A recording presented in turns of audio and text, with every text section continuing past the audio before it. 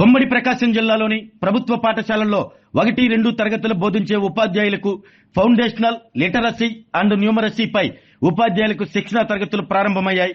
6 రోజుల పాటు ఈ శిక్షణా తరగతులు జరగనున్నాయి. ప్రభుత్వ పాఠశాలల్లో చేరే విద్యార్థులకు బోధనను ఆసక్తికరంగా ఎలా చెప్పాలి అన్న విషయమై శిక్షణ ఇస్తున్నారు. పాఠాలు ఎలా బోధించాలి అన్న విషయమై రిసోర్స్ పర్సన్స్ ఈ శిక్షణ ఇస్తున్నారు. ఒంగోలులోని పీవీఆర్ బాలుర ఉన్నత పాఠశాలలో జరుగుతున్న ఈ శిక్షణను రాష్ట్ర సమగ్ర శిక్షణ అధికారి కల్పన పరిశీలించారు. ముందుగా శిక్షణ పొందుతున్న ఉపాధ్యాయులకు ఫౌండేషన్ లిటరసీ అండ్ న్యూమరసీ ప్రాధాన్యత గురించి వివరించారు.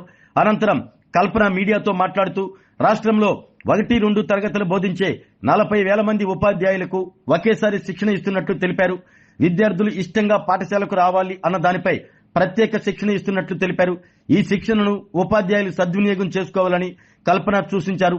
ఆమె వెంట జిల్లా విద్యాశాఖ అధికారి రేణుక, మండల విద్యాశాఖ అధికారులు ఉన్నారు.